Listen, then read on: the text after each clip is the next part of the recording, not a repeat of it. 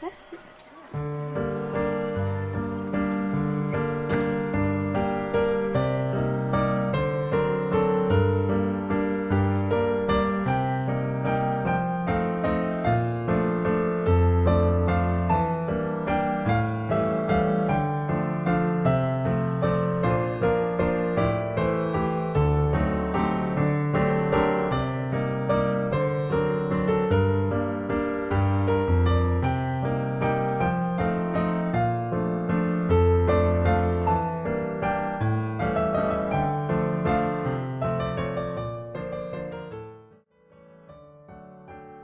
Bonjour Madame Araya, vous êtes professeure de danse classique au conservatoire à l'espace Colmar de Dijon.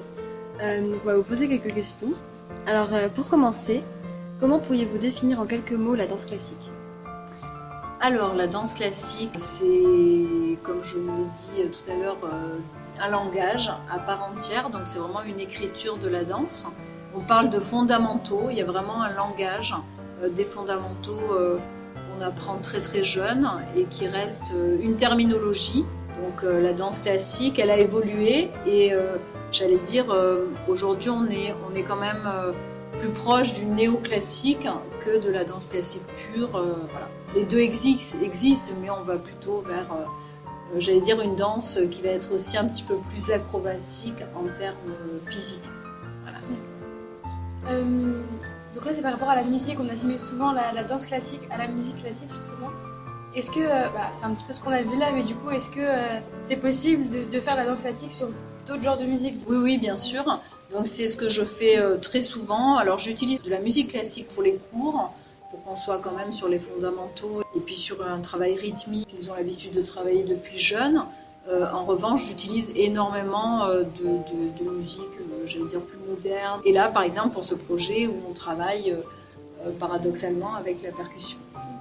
Donc quand on parle de la danse classique, on pense premièrement au sport, mais est-ce que ça va plus loin que seulement au sport? Alors oui, la différence entre un art et un sport, c'est que dans l'art, on ne doit pas montrer l'effort. Voilà, donc la danse classique, comme n'importe quelle danse, ça doit paraître facile. On imagine la pure danse classique, le côté répertoire, en tutu, etc. On doit rester telle une ballerine fragile, jolie, alors qu'on sait que physiquement et techniquement, c'est extrêmement dur, difficile. On est considéré en tant que danseur professionnel comme des sportifs de haut niveau.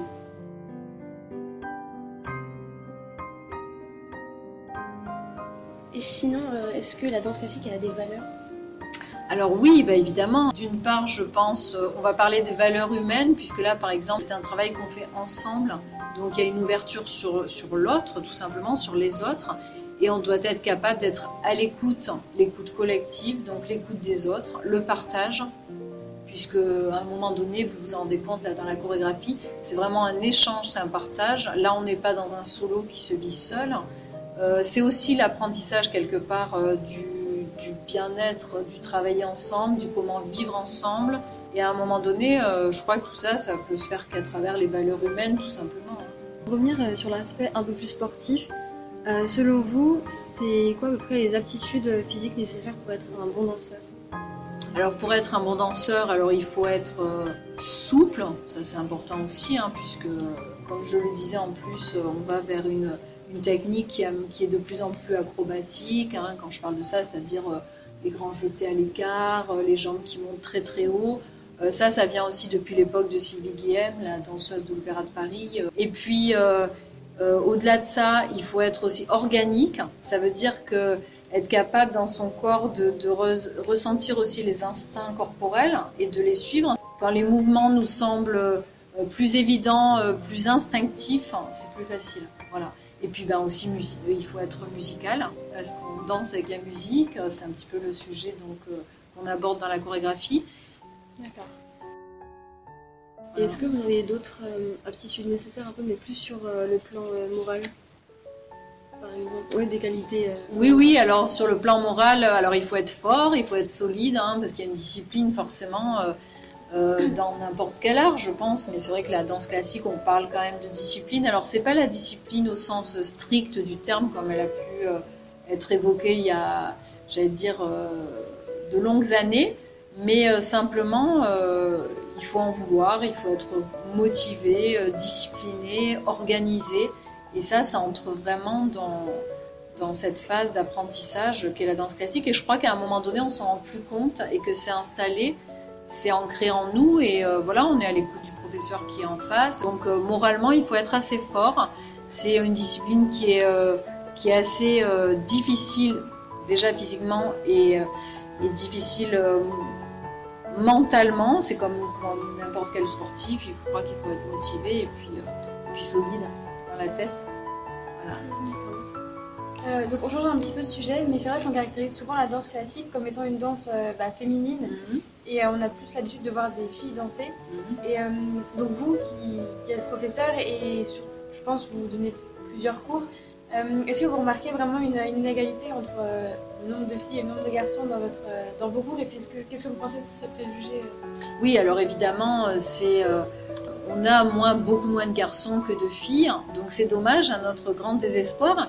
Mais je pense que c'est aussi un petit peu la mentalité française qui fait ça, et peut-être, j'allais dire, je ne peux pas élargir au côté européen, mais je pense que c'est quand même typiquement français, où on est encore resté sur ces valeurs de mœurs, c'est-à-dire qu'à un moment donné, voilà, ça va être des métiers où du coup l'homme va être féminisé, alors que c'est pas forcément le cas. C'est vrai que je crois que c'est des valeurs qui sont restées ancrées en France, alors que dans certains pays, notamment l'Amérique latine, où là on engage vraiment les danseurs, même les jeunes garçons, à aller faire des danses, et c'est pas pour ça qu'on les stigmatise, j'allais dire, disons les termes, soit homosexuels, soit féminisés.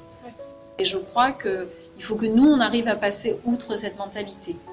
Et voilà, nous on a des garçons qui font de la danse et qui sont très masculins, qui ont une vie tout à fait normale. Et voilà, mais ça n'empêche pas d'aimer cet art-là, et qu'on évite de stigmatiser tout ça. Donc voilà, c'est un petit peu la mentalité. Malgré tout, hein, c'est dommage. Voilà. Et cette majorité de filles, du coup, est-ce que ça change un peu l'ambiance du groupe? Alors quand on a un garçon, c'est vrai que ça nous fait du bien dans le groupe, parce que voilà, on en prend soin de notre garçon, et puis parce que voilà, ça détend un petit peu l'atmosphère. Dans le conservatoire entre classique contemporain en 3e cycle, on doit avoir 4 ou 5 garçons. Alors vous vous rendez compte, pour 50 filles, c'est difficile. Et là, on va aller sur un autre sujet encore, mais au niveau des compétitions. Donc, je ne sais pas si vous en faites, mais si c'est le cas, est-ce que vous pourriez nous dire comment ça se passe? Est-ce que c'est plutôt des compétitions individuelles, et à quel niveau? Alors, nous, au Conservatoire de Dijon, en tout cas, on ne fait pas... Alors, nous, on appelle ça plutôt des concours, mais on ne fait pas de concours parce qu'on privilégie l'état de groupe et donc les projets en collectif, puisque ce sont des cours collectifs. On ne donne pas de cours particuliers dans un conservatoire.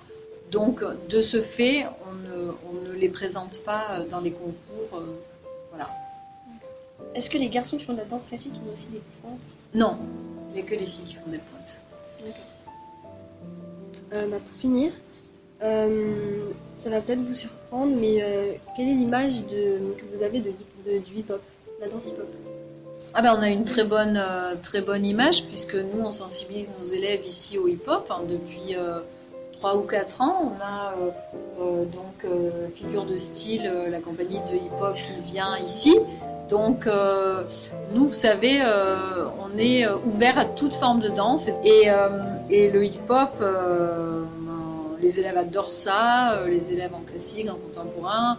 Nous, en tant que prof, on adore bouger comme ça aussi. Et puis, à savoir, on est très très heureux que nos élèves soient sensibilisés au hip-hop, et que voilà, c'est la danse urbaine, ça fait partie d'un langage aussi, d'une forme à part entière, autant que le classique. Et il faut savoir que la mixité, c'est super important aujourd'hui, et que les spectacles vivants dont on parle, où on mixe danse classique, hip-hop, contemporain, avec des scénographies, des projections, des choses comme ça, c'est l'actualité, c'est la danse actuelle. Enfin, aujourd'hui, il faut de la mixité. Plus le danseur s'ouvrira à toute forme de danse, et plus il sera riche de ça dans sa propre gestuelle.